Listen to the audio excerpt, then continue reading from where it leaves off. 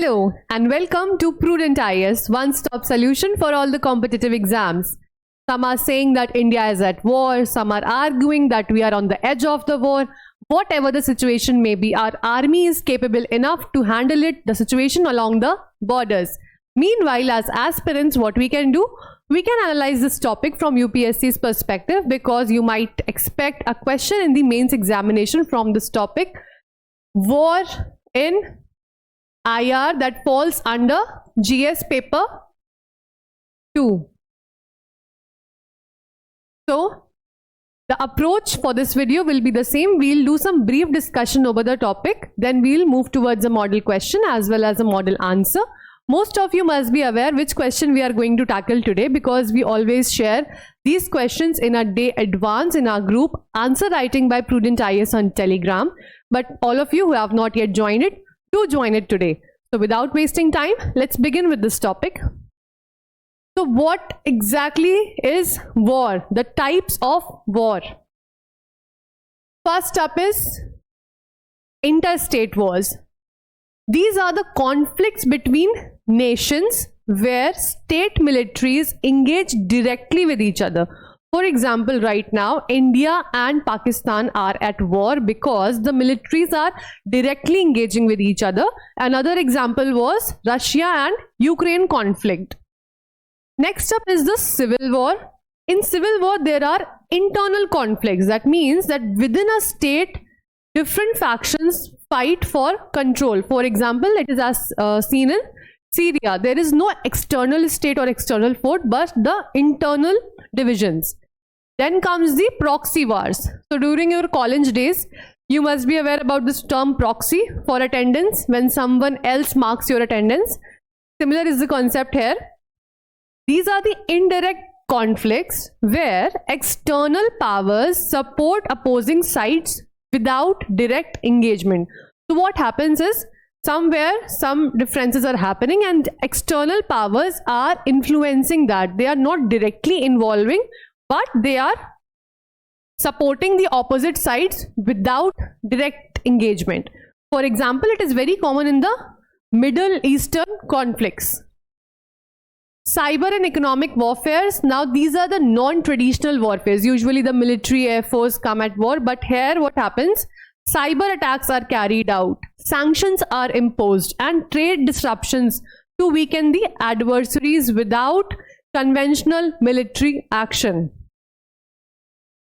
The modern warfare is the contemporary conflicts featuring the nuclear threats, hybrid tactics, psychological operations, as well as use of advanced technologies like drone-based combat. So these were the types of war. Now we'll come towards what are the causes of war. See, we are covering this topic specifically from UPSC's perspective. If you are expecting a whole coverage of the topic, then you will have to wait for our videos where we'll be covering each topic in detail. So the causes of war, first is the territorial disputes. In India and Pakistan, the territorial dispute is about Kashmir. Taiwan, between China and Taiwan. So they remain the flashpoints for the potential conflict to overpower these contested areas.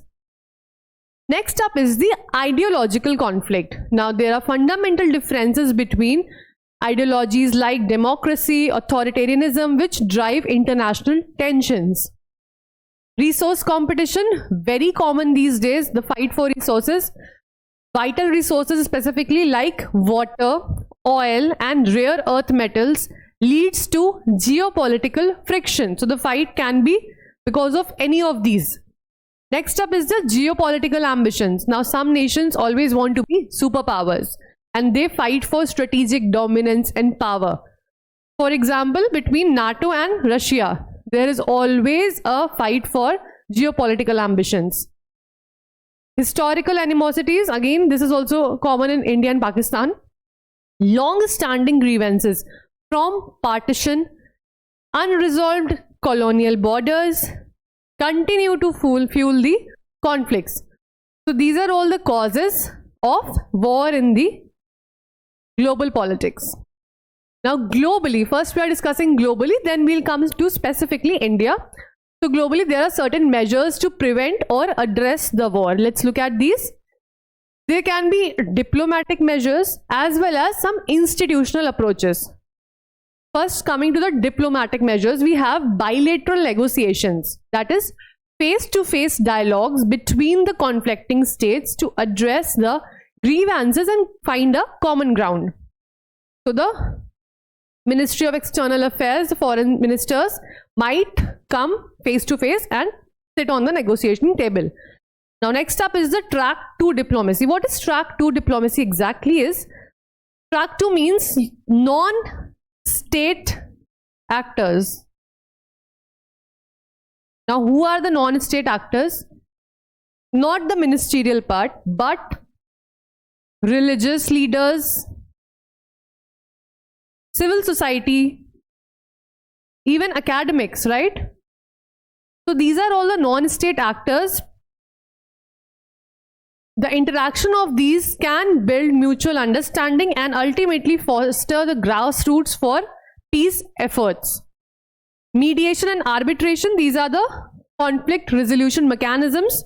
Now third party facilitation, for example, even in India and Pakistan, a third party might say that, might intervene that, okay, we can come and help you come at the negotiating table. So the third party facilitates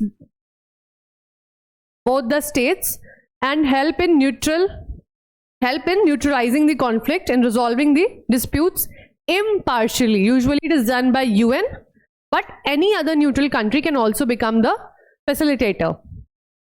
Next up is the peace treaties. Now there are certain legally binding agreements like the Camp David Accord. Now Camp David Accord, if we look at the history, it was in 1978 between Egypt and Israel.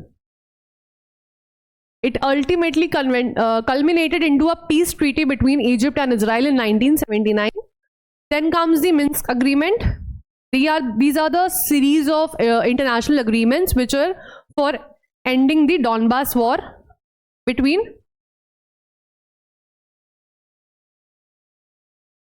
Russia and Ukraine during 2014 and 2015. So these also help in bringing some peace. Now, what are the institutional framework? Those were the diplomatic frameworks. Now coming to the institutional frameworks which provide the structure and authority to peacekeeping efforts. First up is United Nations. Now the role of United Nations is extremely important from a critical perspective, that whether United Nations is still successful, seen as a successful or a failure like the League of Nations, because you can see the continuous war, the escalation between India and Pakistan, the tensions between Russia and Ukraine, and United Nations seems to fail. But again, you will have to develop a critical approach analyzing the role of UN. So by UN, there are a lot of peacekeeping missions. More than 62 missions are going on. Some sanctions are imposed by UN, and the Security Council resolutions are there which maintain international peace and security, which is the motto, the objective of United Nations. Then International Court of Justice, again it is for legal resolution of disputes legally. When the states want legal resolution, then see, in India if you want some legal resolution you can go to High Court, Supreme Court, but what if states, that is countries, want some legal resolution? Then they can go to ICJ. So they can apply and get some law, international law and binding decisions. Then comes the regional organizations, very important, because in the past decade regional organizations have played a crucial role in maintaining peace and harmony. For example, in ASEAN, African Union and SAARC, there are certain frameworks where the conflicts can be resolved within their regions. So these are area specific regional organizations, and the conflicts can be resolved amongst themselves. Now coming to India's strategic response to war and the conflict. See, India has faced a number of historical wars, beginning with 1947, 1965, 71, the wars with Pakistan. In 62, we had a war with China, and the famous Kargil conflict in 1999. So they shaped India's military and diplomatic strategy. And with every passing war, with modernization, technology advancement, our strategy is also making a shift. One thing which is common for all these and still prevails is that strategic restraint and deterrence. That our emphasis has always been strategic restraint coupled with deterrence. We never initiate war, we never promote escalation, we want peace and harmony, but in case we are attacked, then we reply. Again, we have a no fuss use nuclear doctrine, which is our ethical stance with the global recognition as a part of India's responsible nuclear policy. So we are a very responsible nuclear armed country. Next up is the UN peacekeeping. Over 2 lakh Indian personnel have served under UN peacekeeping missions worldwide. Neighborhood first policy, coming to the soft power. So we stabilize the relations in South Asia through proactive diplomatic engagement. We never want this region to destabilize, and therefore we have a lot of diplomatic engagements going on. But when we are forced to come at war because of cross-border terrorism by nations like Pakistan, then we can't help it but give a befitting reply to them. So global alignments, engagement with Quad, BRICS, SCO, India is member of all these. So for all these organizations, what you need to do, just make a comparative chart. For example, you are write down the organizations on one side, all the parameters like the member nations. For India specifically, draw one column and just tick mark whether India is a member or not. It's very important to know in which of these organizations India is a member, and very important for prelims as well as mains. So these global alignments allow India to balance various international partnerships. Next up, what is the framework which we follow in continuation? Military preparedness. So we have integrated battle groups, that is IBGs. Now what are IBGs? They are brigade sized, agile and self-sufficient combat formations. So what helps is they can swiftly launch strikes against the adversaries in case of hostilities. These are faster and very mobile units, so easier during the conflicts, border conflicts. Then we have defense modernization, very evident these days. The famous S-400, Rafale, Akash,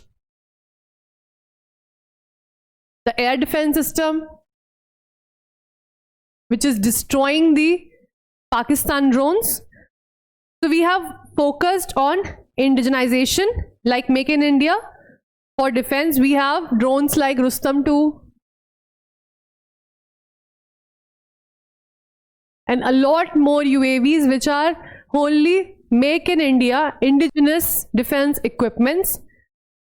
Under space and cyber commands, we have strengthened non-traditional domains as well, because this is also an arena where there can be wars. The space wars can be next. Coming to the economic and strategic autonomy, we have already diversified the defense imports, because tactfully we have realized that the situation in the world, the global situation, is very volatile and we cannot depend on one nation for the imports. So we have diversified, like we import from Russia, S-400 was from Russia, Israel, France, Rafale from France, as well as the US. International cooperation on trade and technology, so to reduce the dependencies that may be exploited in wartime. So India is full-fledged, completely ready for a all-out war. Again, the track to an civil society engagement. Being a soft power, we always promote these track to diplomacies. There were India and Pakistan cultural as well as academic exchanges whenever the diplomacy is tense. So the Kartarpur corridor, be it be the Indus Water Treaty. So these were all the exchanges which were facilitating the diplomatic relations. But now when the diplomacy is tense and there is no room for peace, we have opted to reply them with military advancements. So peace advocacy through media, think tanks and diaspora networks. Our diaspora is throughout the globe. So war, yes, it remains an unfortunate reality of IR, but nations like India have the tools, diplomacy. Which are the tools? Diplomacy, deterrence, economic resilience, and multilateral agreement and engagement to manage conflict and foster peace. The India-Pakistan conflict underscores the fragility of peace, especially in a nuclearized region, but also highlights India's balanced approach. So see, it is very evident that in defense we are being very cautious. We are making sure that we do not escalate, we do not cause any collateral damage. Our drones hit only earlier they were targeting the terrorist infrastructure, but with the escalation now we are targeting only and only the military air bases. No civilian is targeted. We are minimizing the collateral damage, so we are being a very responsible nation and always open to diplomacy. We are time and again saying that we don't want any escalation. It was just a reply to the Pahalgam terror attack. Now, coming to the major segment of our video, that is the model question for the day. Evaluate the impact of economic sanctions on global peace and security. How do they influence the behavior of the states in conflict? See, this is a very simple question. We have done a very in-depth analysis of the topic, but the question for the day is very simple, because often it's very difficult to answer these simple questions. We fall short of words because economic sanctions can be defined in just one line and writing it in 150 words can be typical. So we alternate between simple questions and then between advanced questions as well. The directive word is evaluate. So we are going to see all the sides for being a little critical that how these economic sanctions are working in positive as well as negative ways.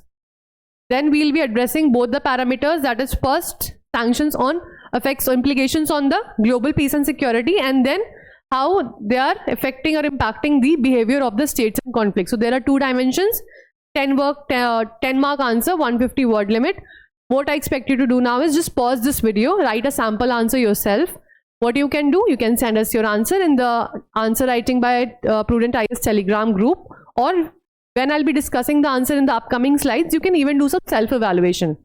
In case you have any query, you can just comment it in the comment section below. Coming to the model answer, always follow intro, body, conclusion approach. The basic. Do not write these structural headings. These are just for your understanding. So economic sanctions are measures imposed by countries or international bodies to pressure the states into changing behavior. While aimed at promoting peace and security, their impact can be mixed because we are asked to evaluate. So we are going to give both the sides, the pros as well as the cons. In the intro, what we have done is we have given brief insights on topic.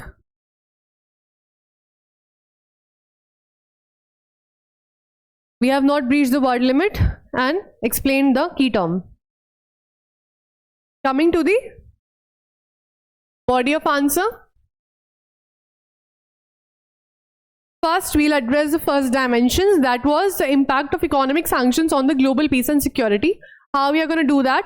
First, we'll be writing a heading. Now, this heading, either you can write it in uppercase, that is capital letters.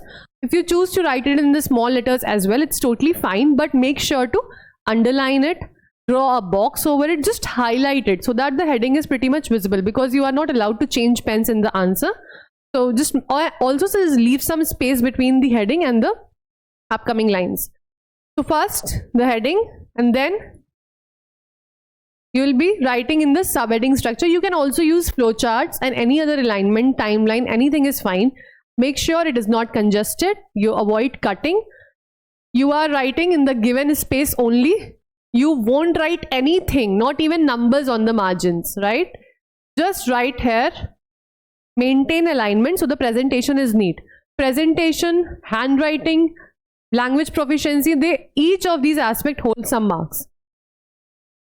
So coming back to the question, there are some short-term impacts and some long-term impact. First up is sanctions can weaken the economies, which can limit a state's ability to pursue military aggression, which is true. The basic aim of sanctions during war.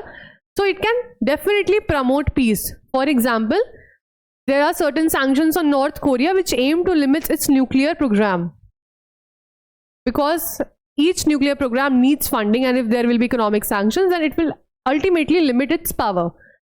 Now, what are the long-term impacts if you look at it? Prolonged sanctions may lead to humanitarian crisis and regional instability. Because of the economic crisis, there can be humanitarian crisis as well as regional instability, which is a pawn, as seen in Iraq during the 1990s.